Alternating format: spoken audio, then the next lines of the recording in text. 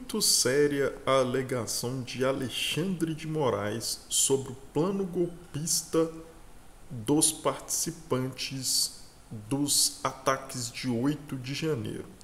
Olha só o que ele diz, abre aspas.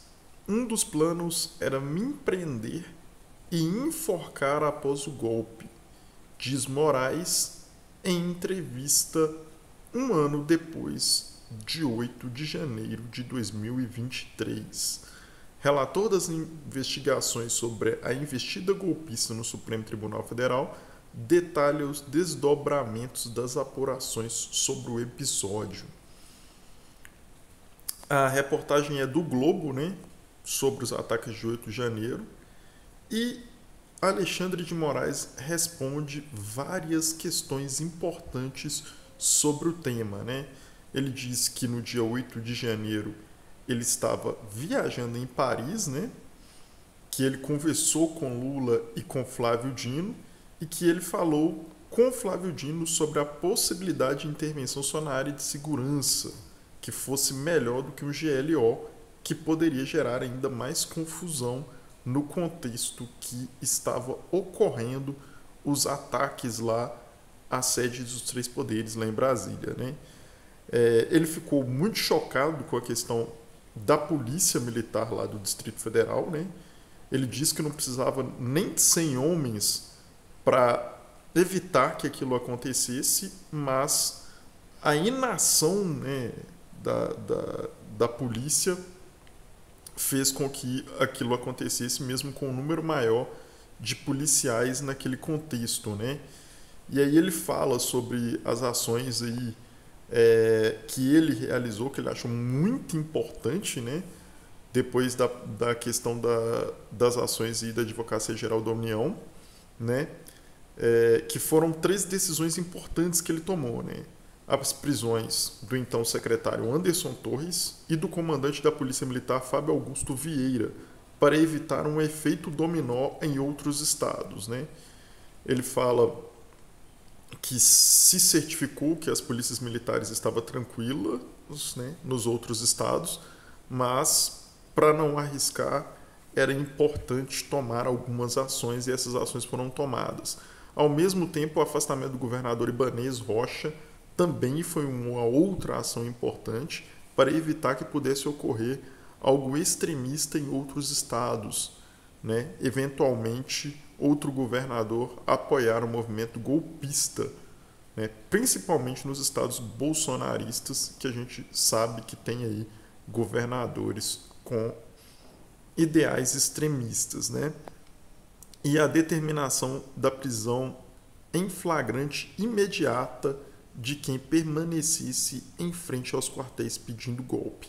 Essas 3 ações para ele foram fundamentais para estruturar, vamos dizer assim,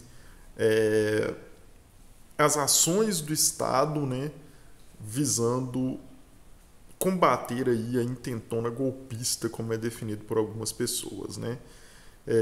O Globo pergunta o que poderia ter acontecido.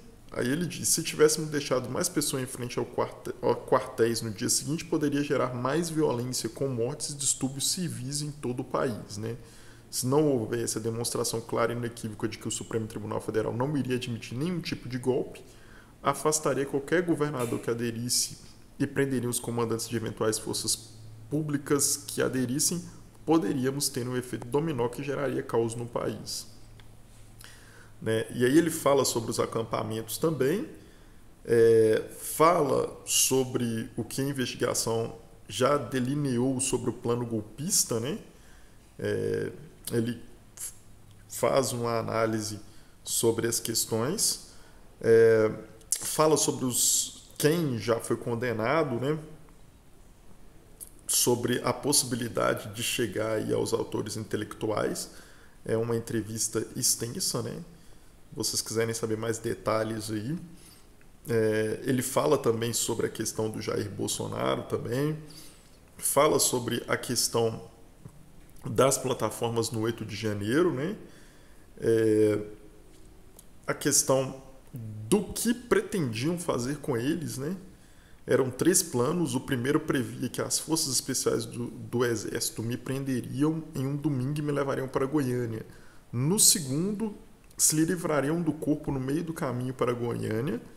Aí não seria propriamente uma prisão, mas um homicídio. E o terceiro, de uns mais exaltados, defendia que após o golpe eu deveria ser preso e enforcado na Praça dos Três Poderes, para sentir o nível de agressividade e ódio dessas pessoas que não sabem diferenciar a pessoa física da instituição. Houve uma tentativa de planejamento. Inclusive, há outro inquérito que investiga isso com participação da ABIN, que monitorava os meus passos para quando houvesse necessidade de realizar essa prisão. Tirando o exagero ou outro, era algo que eu já esperava. Não poderia esperar de golpistas criminosos que não tivessem pretendido algo nesse sentido. Mantive a tranquilidade. Tenho muito processo para perder tempo com isso. E nada disso ocorreu, então está tudo bem. Fala sobre a necessidade de reforçar a segurança, principalmente da sua família, né? A questão da misoginia das pessoas que ameaçam a família dele, né? Ele coloca: esses golpistas são extremamente corajosos virtualmente, muito covardes pessoalmente. Então chegam muitas ameaças, principalmente contra minhas filhas, porque até nisso eles são misóginos. Preferem ameaçar as meninas e sempre com mensagens de cunho sexual. É um povo doente. Os bolsonaristas aí, né? Como o Bolsonaro conseguiu trabalhar a cabeça dessas pessoas para que elas ficassem tão agressivas, tão violentas e tivessem aí propostas tão absurdas contra as autoridades do país, né? Fala também sobre as críticas sobre as prisões do 8 de janeiro, né? Ele fala sobre as penas e aí ele deixa uma mensagem final muito importante, né? Qual é a lição que fica do 8 de janeiro? Aí Alexandre de Moraes responde o seguinte: a primeira é impedir a continuidade dessa terra sem lei das redes sociais. Sem elas, dificilmente os autogolpistas teriam ocorrido de forma tão massiva.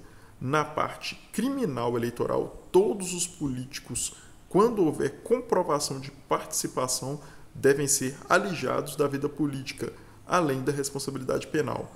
Quem não acredita na democracia não deve participar da vida política do país. É uma mensagem muito importante, né? Muito correta, né? Afinal de contas, se você não acredita na democracia, por que você vai participar dela, já que é ela que defende os seus direitos de representar o povo? Então, é extremamente necessária essa reflexão, né? E a gente espera aí que os agentes políticos que estejam envolvidos nesses atos de 8 de janeiro sejam efetivamente punidos conforme Alexandre de Moraes promete no decorrer dessa reportagem. Bem, pessoal, essa é a análise, essa é a reflexão e até o próximo vídeo.